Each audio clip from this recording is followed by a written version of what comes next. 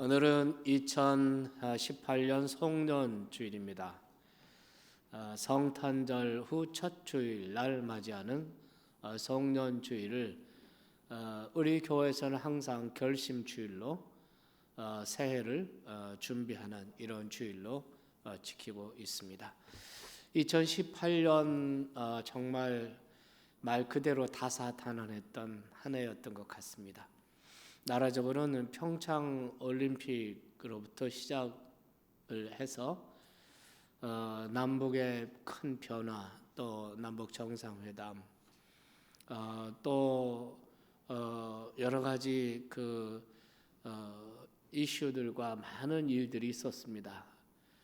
그것으로 인해서 감옥에 간 사람들도 있고, 그것으로 인해서 출세한 사람도 있고, 웃는 사람도 있고, 우는 사람도 있고, 참 다사다난했던 한 해입니다.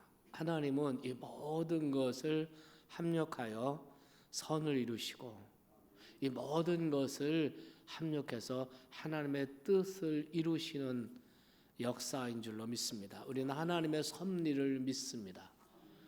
그렇기 때문에 내가 어떤 일이 있고 내게 어떤 상황이 있다 할지라도 우리는 하나님의 섭리를 믿는 사람들이기 때문에 송년을 맞이할 때마다 우리는 모든 것에 대해서 감사할 수가 있습니다.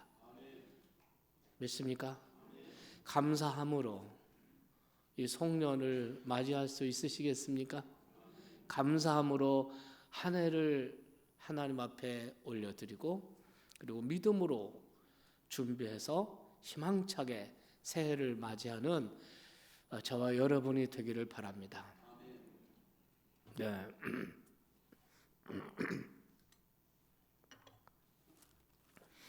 오늘 저는 이 송년과 결심 주일에 저는 느헤미야서 13장 말씀을 읽었습니다. 이 말씀을 통해서 행복을 위한 결심, 이런 제목으로 말씀을 나누겠습니다. 오늘 이 본문 말씀에 보면은 귀한 유다 백성들의 지도자였던 느헤미야는 포로 귀환 후에 이스라엘 백성들에게 그들의 행복을 위해서, 행복을 회복하기 위해서 세 가지 결심을 촉구합니다. 그리고 백성들은 그 말씀을 듣고 그들이 결심하고 실행해서 그들이 다시금 잃었던 행복을 다시 회복하는 이런 모습을 우리에게 보여주고 있습니다. 여러분, 우리 모두는 행복하기 원합니다. 근데 행복이 무엇일까요? 행복은 단순히 어떤 상태라고 생각하지 않습니다. 단순히 자기 만족이 아닙니다. 행복은 자기 마음먹기에 달려있다라고 말하는 사람들도 있지만 사실 그런 건 아닙니다. 행복은 환경이나 소유의 문제도 아닙니다. 저는 행복은 관계다, 이렇게 저는 생각합니다. 너와 나 사이에 바른 관계 속에서 내가 행복할 수가 있는 것입니다. 나와 자신과의 관계 속에서 하모니의 행복이 이루어지는 것이고, 나와 하나님과의 관계 속에서 내가 행복한 줄 믿으시기 바랍니다. 그래서 행복은 단순히 어떤 상태도 아니고 어떤 환경이나 어떤 소유가 아니라 행복은 관계입니다. 시작. 행복은 관계입니다. 네. 특별히 이스라엘 역사에서 보면 하나님과의 관계가 그들의 흥망성쇠를 주관하였고 그들의 행복과 불행을 주관하였습니다. 하나님과의 관계가 바로 되었을 때, 즉 그들이 하나님으로 섬기고 하나님께 순종하며 살 때 하나님은 그들에게 평화와 번영의 역사를 주셨습니다. 그러나 그들이 하나님과의 관계가 바르지 못했을 때 즉 그들이 우상을 숭배하거나 그들이 하나님의 말씀을 거역하거나 이렇게 되었을 때 그들에게는 불행한 역사가 일어났던 것을 알 수 있습니다. 진정한 만족, 진정한 행복은 하나님께 있고 하나님과의 바른 관계 속에서 오는 것입니다. 주전 537년경 유다 백성들은 바벨론 포로 생활에서 70년 만에 고국 예루살렘으로 귀환하게 되었습니다. 그리고 그들이 다시 돌아와서 과거의 그들의 우상 숭배, 그들의 거역, 그들의 교만 이런 모든 것을 청산하고 다시 하나님과의 바른 관계를 회복하고 행복한 백성이 되었습니다. 시편 기자는 시편 126편 1절에서 이렇게 그 행복을 묘사합니다. 여호와께서 시온의 포로를 돌리실 때 우리가 꿈꾸는 것 같았도다. 우리 입에는 웃음이 가득하고 우리 혀에는 찬양이 찼었도다. 여호와께서 우리를 위하여 대사를 행하셨으니 우리는 기쁘도다. 이렇게 그때 행복을 묘사하고 있는 것을 볼 수가 있습니다. 그러나 여러분, 저와 여러분이 경험하듯이 행복은 행복을 얻기보다 지키기가 어려운 것입니다. 그래서 본문 6절에 보면 지도자 느헤미야가 잠시 유다 땅을 떠나서 그들을 떠나서 바벨론에 돌아가 아닥사스다 왕을 섬기고 있는 그 짧은 기간이었지만 그 기간 동안 유대 땅에 귀환한 백성들은 큰 혼란과 갈등과 이런 방황을 겪고 있는 것을 볼 수 있습니다. 정치적으로, 경제적으로, 또 영적으로 큰 혼란을 겪게 된다는 소식을 듣게 된 것입니다. 한마디로 그들은 행복을 지키지 못한 것입니다. 마치 꿈꾸는 것 같은 그런 기쁨을 가지고 춤을 추며 귀환했는데 얼마 못 가서 그들이 서로 갈등하고 그들이 불평을 하게 되고 그들이 방황하게 되었다는 거죠. 이 소식을 아닥사스다 왕을 섬기고 있던 바벨론 땅에서 느헤미야가 이 소식을 듣습니다. 그리고 마음의 결심을 하고 황제의 승인을 받아서 다시 예루살렘으로 돌아왔어요. 느헤미야가 그 유대 땅을 떨어져 있었던 기간이 학자들에 의하면 한 1년여 정도 됐을 거다 이런 생각을 얘기를 하는데 어쨌든 길지 않은 시간이었지만 그 시간 동안 떨어져 있는 동안에 이스라엘 유다 백성들은 느헤미야가 강조했던 행복의 원칙들을 저버리고 있었습니다. 그래서 6절 말씀부터 보면 그가 다시 예루살렘에 돌아왔다. 다시 예루살렘에 돌아온 느헤미야 지도자 느헤미야는 유다 백성들에게 행복을 다시 회복하기 위해서 행복을 회복하기 위한 세 가지 결심을 촉구하고 있습니다. 말씀드린 대로 그들은 그 말씀을 받고 세 가지 결단을 하고 실행해서 다시 행복을 회복하는 이런 역사를 느헤미야서에서 우리가 볼 수가 있습니다. 그렇다면 여러분, 행복을 회복하기 위해서 행복을 위한 느헤미야가 촉구한 그 세 가지 그 결심이 무엇일까? 그것은 오늘 이 시대를 살아가는 저와 여러분, 다원주의 시대에 정말 혼란한 이 시대에 살아가야 하는 우리들, 그리고 2019년 새해를 우리가 살아가야 하는 우리들에게 주시는 소중한 말씀이라고 생각합니다. 행복을 지키는 원칙, 행복을 다시 회복하는 원칙, 행복을 위한 세 가지 원칙, 그 결심, 그것이 무엇일까요?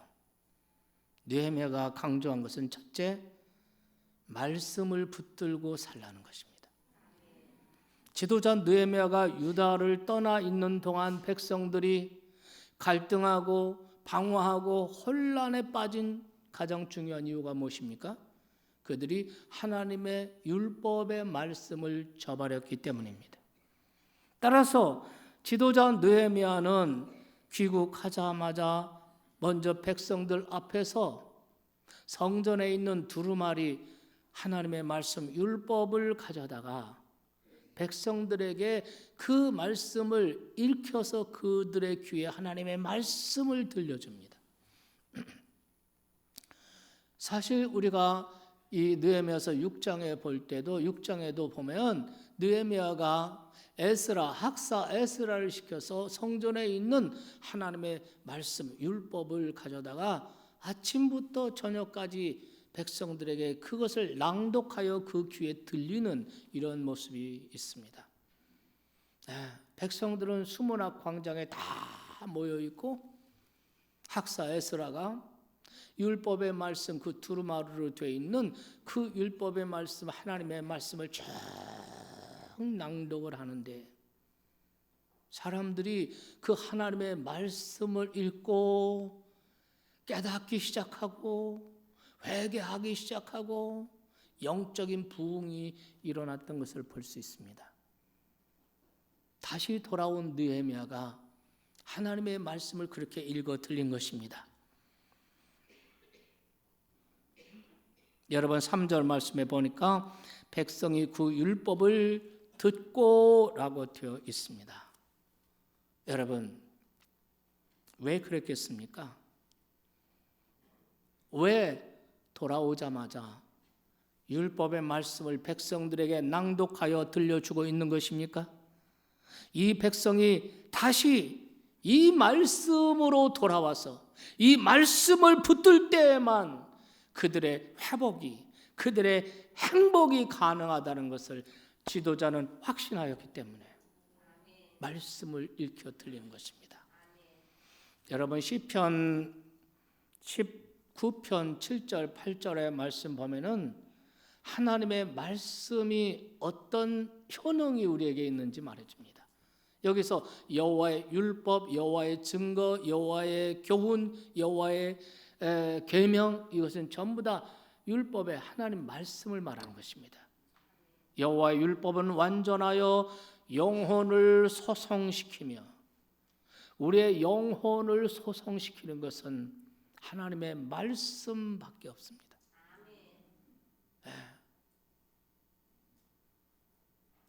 여호와의 증거는 확실하여 우둔한 자를 지혜롭게 하며, 여호와의 교훈은 정직하여 마음을 기쁘게 하고, 여호와의 계명은 순결하여 눈을 밝게 하도다. 사랑하는 여러분, 여러분의 인생, 우리의 삶, 그리고 우리가 맞이할 새해 진정한 행복한 삶이 되기를 소망하십니까? 그렇다면 세상 사람들처럼 이념이나 사상 붙들지 말고, 명예나 권력 쫓아다니지 말고, 돈이나 출세나 이 세상 어떤 것을 붙들려 하지 마십시오.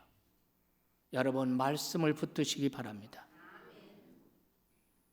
세상의 모든 것은 헛되고 헛되요. 다 헛된 것입니다. 지난 주간 수요 예배 때 저는 베드로 전서를 강의하고 있습니다. 핍박받고 정말 어려운 환경에서 믿음을 지켜가고 있는 그 디아스포라 크리스천들에게 성령께서 베드로 사도를 통해서 주신 말씀이에요. 그 말씀을 묵상하면서 여러분 베드로 전서 1장 24절 기억하십니까? 그러므로 모든 육체는 풀과 같고 그 모든 영광은 풀의 꽃과 같으니 풀은 마르고 꽃은 떨어지되 오직 주의 말씀은 세세토록 있도다. 여러분 이 세상의 어떤 것도 다 풀과 같아요. 이 세상의 어떤 영광도 풀의 꽃과 같습니다. 풀은 마르고 꽃은 떨어집니다. 영원한 것은 하나님의 말씀뿐이에요. 여러분은 하나님의 말씀에 가치를 두고 영원한 말씀에 가치를 두고 살아가는 여러분 되기를 바랍니다. 다원주의 시대에 정말 뭐가 진리고 뭐가 옳은지 모를 정도로 많은 지식이 돌아다니고 많은 가치, 많은 정보들이 돌아다닙니다. 우리가 어떻게 살지 방황합니다. 풀은 떨어지고 시들고 꽃은 떨어지나 오직 여호와의 말씀은 세세토록 있느니라. 말씀을 붙들고 살아야 돼요. 말씀을 붙들고 살아야 돼요. 여러분, 시편 기자는 시편 1편은 시편 전체의 서론입니다. 시편 기자가 시편 1편에서 행복한 사람이 누군지를 말합니다. 복 있는 사람은, 이 말은 행복한 사람은 이런 뜻이에요. 행복한 사람은 악인들의 꾀를 따르지 아니하며 죄인들의 길에 서지 아니하며 오만한 자의 자리에 앉지 아니하고 2절 기억하십니까? 오직 여호와의 율법을 기억하여 즐거워하여 그 율법을 취하러 묵상하는 자로다. 이렇게 살면 어떤 은혜, 어떤 축복이 있다고 말합니까? 3절 기억하시죠? 그는 시냇가에 심은 나무가 시절을 쫓아 과실을 맺으며 잎사귀가 마르지 아니한 같으니 그 행사가 다 형통하리로다. 말씀을 붙들고 살자. 여러분, 이 결단을 하시기 바랍니다. 여러분, 365일 2018년 한 해 여러분은 어떻게 사셨습니까? 무엇을 붙들고 사셨습니까? 여러분의 신념을 붙들고 사셨나요? 그 모든 것은 시들어버려요. 다 헛것입니다. 여러분 돈을 붙들고 사셨나요? 잘못 사셨습니다. 다 헛되고 헛된 것입니다. 풀은 마르고 꽃은 떨어집니다. 영원한 하나님 말씀을 붙들고 사는, 거기에 가치를 두고 사는 저와 여러분 되기를 간절히 축원합니다. 그래서 저는 어떻게 우리 교회, 우리 믿음의 형제 자매들, 우리 성도님들을 어떻게 말씀을 붙들고 살게 도와드릴까? 근데 중요한 게 뭐냐면 하나님의 말씀을 알아야 되거든요. 성경을 읽어야 뭐가 돼요? 성경을, 말씀을 붙잡을지 안 붙잡을지, 성경을 붙잡고 말씀을 읽어야 돼요. 말씀을 읽지 않고, 말씀을 듣지 않고, 말씀을 귀넘어 듣고 하면 이 사람은 교회를 오래 다녀도 종교인은 되지만 하나님의 사람이 될 수가 없어요. 어떻게 하면 성경을 읽게 할까? 그래서 내년에는, 새해는 제가 목표를 세운 게 있어요. 우리 전 교인이 성경 일독을 시작해서 성경 일독을 맞춰보자. 근데 고민이 있어요. 문제는 뭐냐면 이런 결심을 해마다 한다는 거예요. 그 여러분에게 성경 읽기표를 나눠줘요. 근데 어떤 분은 1독도 하고 2독도 하고 3독도 하고 이래요. 어떤 분은 4독까지 했어요. 금년에 성경을 4독한 분이 있어요. 오늘도 주보에 나오지 않았습니까? 누구는, 두 분은 2독하고 한 분은 1독하고 나오지 않습니까? 근데 이건 소수예요. 80% 이상의 성도들은 성경을 안 읽어요. 어떻게 하면 이 1독을 다 같이 할 수 있을까? 기도하며 연구하다가 이렇게 한번 해봐야 되겠다. 이렇게 한번 해봐야 되겠다. 그건 뭐냐면 이 성경을 창세기부터 요한계시록까지 66권이잖아요. 이 성경을 다 읽는 게 1독이에요. 근데 이 성경을 이거 다 못 읽으니까 금년에는 새해에는 성경의 역사만 읽어야 되겠다. 역사. 성경에는 역사가 있고 또 서신이 있고 또 시가 있고 예언이 있고 이래요. 우리가 역사만 한번 읽어보자.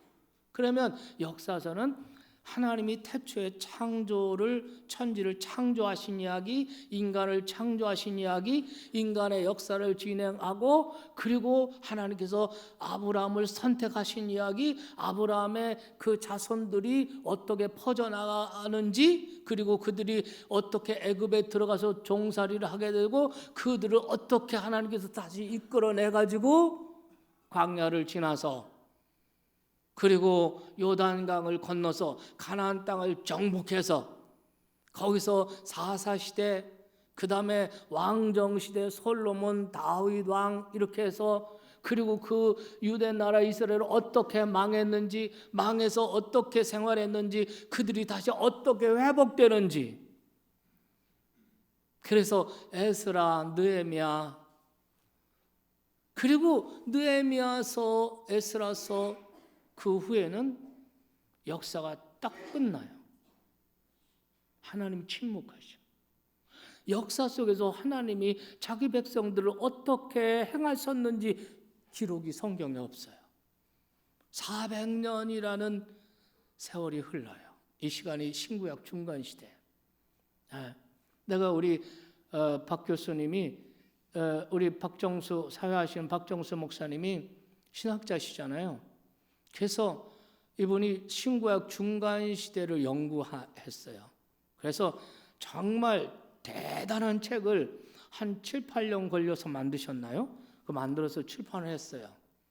그래서 우리 박정수 목사님께 오후 예배 때 언제 그 신구약 중간에 이스라엘 백성, 유다 백성들에게 어떤 일이 있었는지 좀 그 신구약 중간 역사 좀 가르쳐 달라고 그랬어요.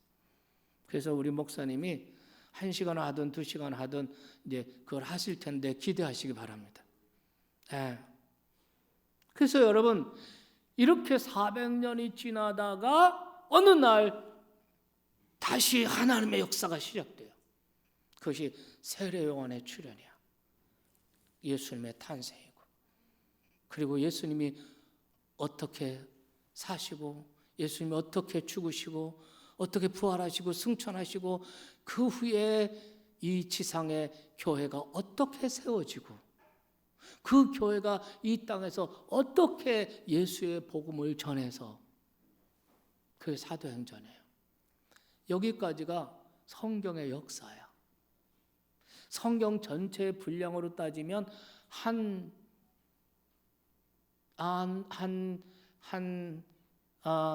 절반 조금 못 돼요. 그 역사, 이 역사를 한 주일에 한 주간에 10장씩만 읽으면 창세기 역사부터 사도행전 역사까지 신약 역사까지 여러분 다 읽을 수 있어요.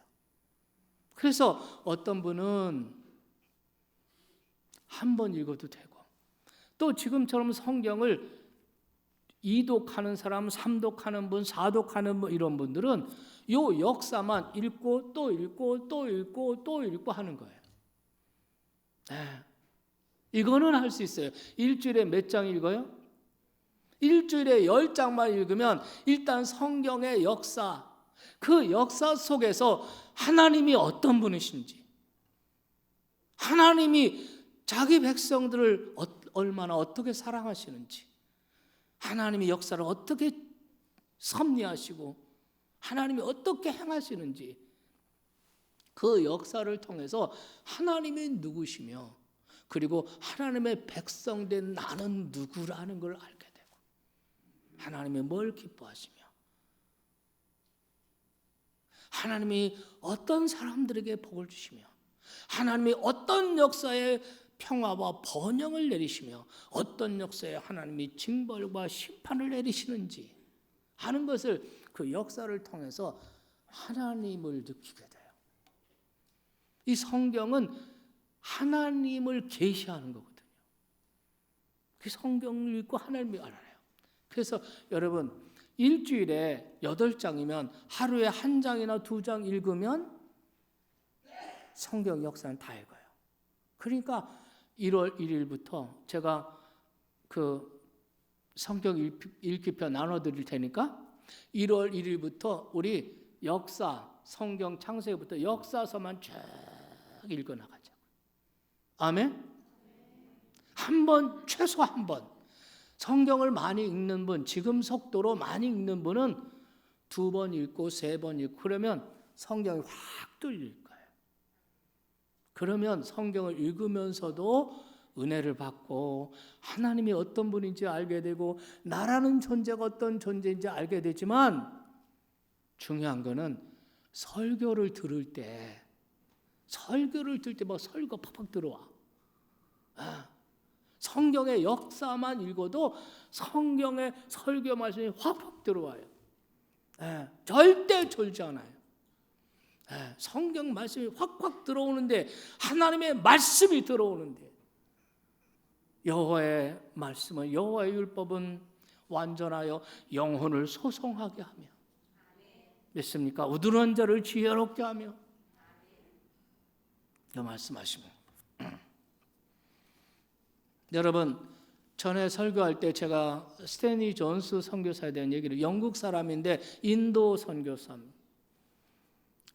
한 번은 인도 청년들에게 성경의 중요성을 가르치고 있는데 그 말을 가만히 듣고 있던 인도 청년이 반문을 하는 거예요. 선생님, 성경을 붙들고 산다고 성경에서 돈이 나옵니까? 직장이 나옵니까? 이러니까 스탠리 존스가 이렇게 대답을 했다고 합니다. 한 가지는 분명한 약속을 할 수 있겠네. 만일 자네가 이 말씀을 붙들고 산다면 그때부터 이 말씀이 자네를 붙들어 줄 것이야. 우리 성결대학교를 설립하신 김홍조 박사님의 신구약 강해서가 있습니다. 주석이죠. 12권짜리. 그 주석 서문의 이름은 당신이 이 말씀을 높이면 이 말씀이 당신을 높여줄 것입니다. 당신이 이 말씀을 지키면 이 말씀이 당신을 지켜줄 것이다. 이해가 되면 아멘 합시다. 여러분, 행복의 인생 만족, 인생 행복의 가장 중요한 원칙, 말씀을 붙들고 사는 거예요. 영원한 하나님 말씀에 가치를 두고 살아가는 거예요. 가정도, 자녀도, 내 인생도 그렇게 세워가는 거예요. 나라를 위해서 기도할 때도 하나님이 말씀에 이 성경에 기초한 가치관을 가지고 그런 세계관을 가진 나라가 되게 해주십시오. 이렇게 기도하는 것입니다. 두 번째 강조한 또 하나는 구별된 인생을 살라는 거죠. 1절 2절 말씀을 보시겠습니다. 1절 2절 보겠습니다. 그날 모세의 책을 낭독하여, 모세의 책 율법이에요. 율법을 낭독하여 백성들에게 들렸는데 그 책에 기록하기를 암몬 사람과 모압 사람은 영원히 하나님의 총에 들어오지 못하리니 이는 그들이 양식과 물로 이스라엘 자손을 영접하지 아니하고 도리어 발람에게 뇌물을 주어 저주하게 하였습니다. 암몬과 모압 족속들, 이 사람들은 하나님의 백성 총에 들어오지 못한다는 것입니다. 여러분, 인종 편견 때문이 아닙니다. 그들의 죄, 그들의 우상 숭배 문화, 그들의 세속적 영향을 차단하라는 것입니다. 이 말을 듣고, 이 말씀을 듣고 이스라엘 유다 백성들이 그대로 결단하고 실행해요. 4절 말씀, 3절 말씀을 보겠습니다. 백성이 이 율법을 듣고 곧 섞인 무리를 이스라엘 가운데서 모두 분리하였다. 구별된 삶을 요구하는. 그리고 4절 말씀부터 쭉 보면은 느헤미야가 구체적으로 구별된 삶을 구체적으로 요구합니다. 그것이 뭐냐? 그것이 11조 실천과 안식일 준수예요. 당시 이스라엘 백성들은 귀환한 후에 하나님께 11조를 드리지 않았어요. 그러니까 성전의 곳간이 텅텅 비어버립니다. 그러니까 레위인들, 성전을 섬기고 이스라엘 백성들을 위해서 제사를 하고 이런 그 제사장을 돕는 레위인들이 생계가 막막해지자 슬금슬금 성전을 버리고 떠나요. 이러니까 성전 제사가, 성전이 황폐화되고 성전 제사, 성전 사역이 무너져요. 이 악순환이에요.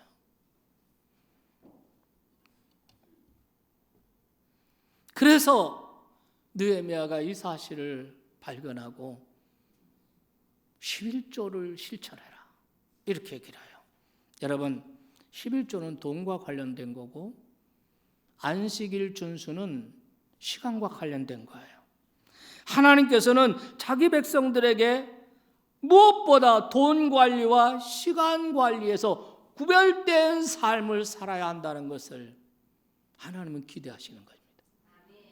왜냐하면 돈 관리와 시간 관리에 승리한다면 우리가 다른 모든 삶의 영역에서도 승리할 것을 하나님은 아십니다. 그러나 만약 우리가 돈 관리와 시간 관리에서 우리가 실패한다면 우리가 다른 영역에서도 실패하고 말아요.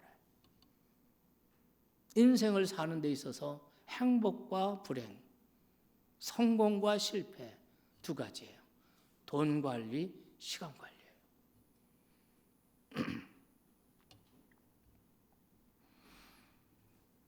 여러분, 어떤 분은 11조와 돈이라고 생각하고 11조가 헌금이라고 생각하는 분들이 계세요. 11조를 낸다, 그럼 헌금을 바친다 이런 생각을 합니다. 그게 아닙니다. 여러분, 11조, 성경이 11조를 가르칠 때 가장 큰 의미로 강조하는 것이 뭡니까? 11조는 하나님을 인정하는 거예요. 하나님의 주재권을 인정하는 신앙의 고백이 11조예요. 주재권이 뭡니까? 주인 되는 권리를 말하는 거예요. 어떤 분이 11조 얘기만 나면 그냥 일단 마음을 닫아놔요. 일단 마음 닫아. 안 들으려고 그래요. 오늘 새해를 맞이하면서 여러분의 인생에, 여러분의 신앙과 여러분의 인생에 진정한 행복과 만족과 성장을 원하신다면 마음을 여세요. 마음을 여세요. 11조는 하나님의 주재권을 인정하는 신앙의 고백이다. 자, 시작. 11조는 하나님의 주재권을 인정하는 신앙의 고백이다. 주재권은 주인 되는 권리예요. 하나님이 내 인생의 주인이시라는 거예요. 이 말은 하나님을 하나님 되게 하라는 거예요. 하나님을 하나님 되게 하라는 거예요. 11조는 단순한 헌금이 아니에요. 11조는 내 신앙 고백이에요. 하나님이 하나님 되게 하는 거예요. 물질은 물론이고 아니에요. 나의 시간, 나의 재능, 내 몸, 내 생명, 하나님의 것입니다. 하나님이 나의 주인 되십니다. 모든 것, 내 생명까지도 하나님께로부터 왔고 모든 것은 하나님의 뜻을 따라 하나님의 영광을 위해 선용해야 한다. 이 신앙 고백이 11조거든요. 그래서 느헤미야가 행복을 잃어버린 그들에게 말한 것이 그 11조를 실천하라는 거예요. 네. 그래서 그들이 어떻게 했습니까?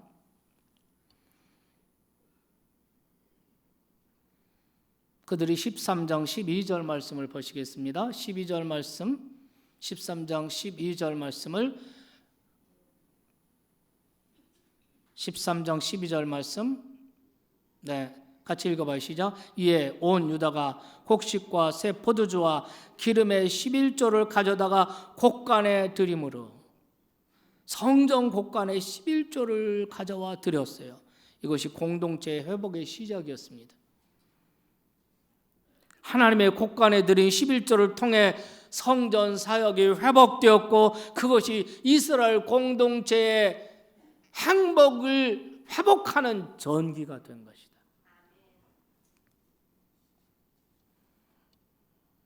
안식일은 마찬가지. 안식일은 시간입니다. 시간을 구별되게 사용하라. 만일 어떤 성도가 하루 일주일 가운데 안식일 하루를 하나님의 뜻대로 사용할 수 없다면 나머지 6일 월, 화, 수, 목, 금, 토 하나님 뜻대로 살아갈 수 있을까요? 일주일에 하루 하나님을 기쁘시게 못한다면 나머지 6일을 어떻게 하나님을 기쁘게 하며 살아갈 수가 있겠습니까?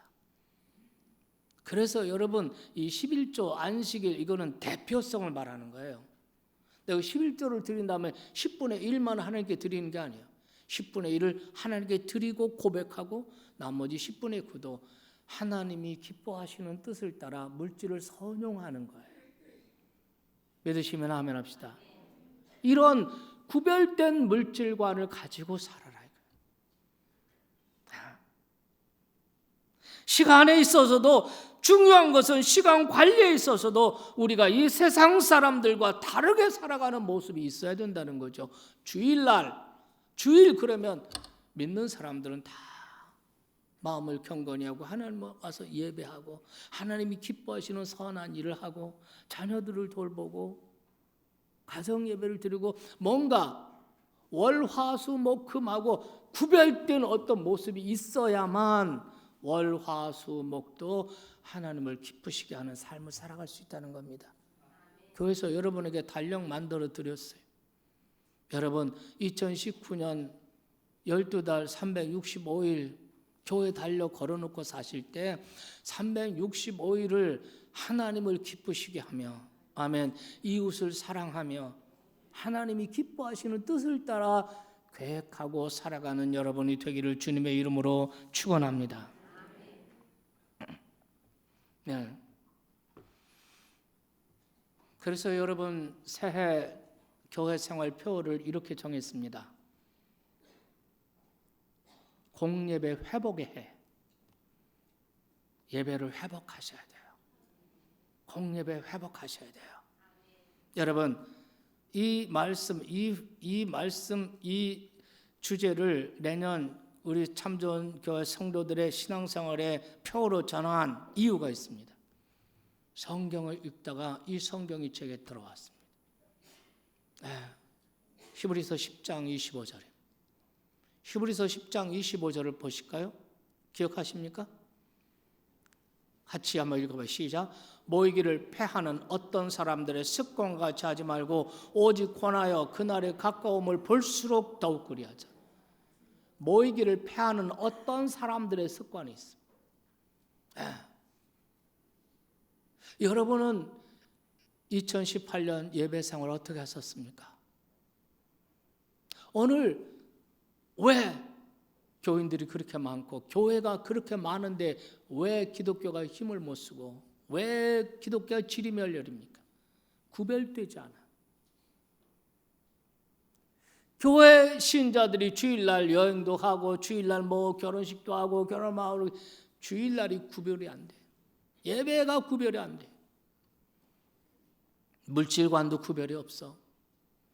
시간 관리도 구별이 없어. 가치관도 똑같아. 사랑하신 여러분, 모이기를 패하는 어떤 사람들의 습관과 같이 하지 말고 그날이 가까울수록 그날 주님의 강림, 주님의 오심이 가까울수록 우리는 더욱 모이기를 힘쓰는 자들이 되라. 믿으시기 바랍니다. 네. 그 다음에 세 번째는 기도로 도움을 구해야 한다는 것입니다. 느헤미야서는 1장부터 13장까지 되어 있어요. 느헤미야의 역사를 기록합니다. 느헤미야가 바벨론에서 아닥사스다 왕을 섬기는 높은 고위직에 있는 사람인데 이 사람이 자기 유대 땅 고국의 소식을 듣고 기도하고 슬퍼하고 기도하고 금식하고 그러다가 왕의 허락을 받아서 백성들을 데리고 예루살렘에 와서 무너진 예루살렘 성곽을 다시 쌓고 성문을 할고 사람 없는 황폐한 곳을 사람 살게끔 예루살렘 성을 건축한 사람이에요. 그 얘기입니다. 그래서 유다 백성들로 하여금 여러분 고대의 이 성이라는 게 뭐예요? 그들을 보호하는 거죠. 성이 무너지면 거기에 터전을 잡고 살 수가 없잖아요. 70년 전에 바벨론에서 멸망당한 유대 백성들이 포로로 끌려갔다가 70년 만에 돌아왔는데 성이 다 무너져 버리고 성문 다 불타버리고 폐허가 됐는데 그 땅에서 어떻게 살겠어요?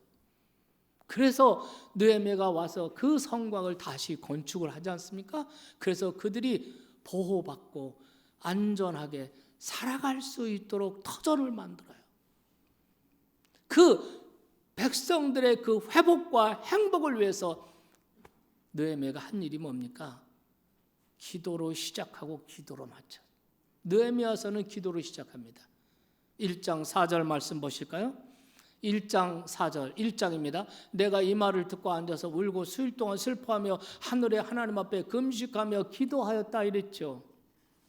그리고 오늘 13장 마지막에 29절부터 31절 말씀까지는 느헤미야의 기도입니다. 31절 한번 보실까요? 하나님이여 나를 기억하사 복을 주옵소서. 이런 기도가 13장에 계속해서 반복해서 나옵니다.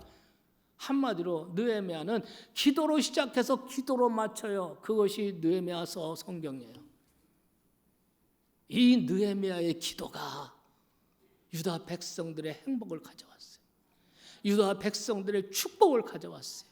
유다 백성들의 번영을 가져왔어요. 믿으시기 바랍니다. 기도하며 살라는 거예요. 성경이 이렇게 말해요. 쉬지 말고 기도해라. 여러분 왜 쉬지 말고 기도해야 됩니까?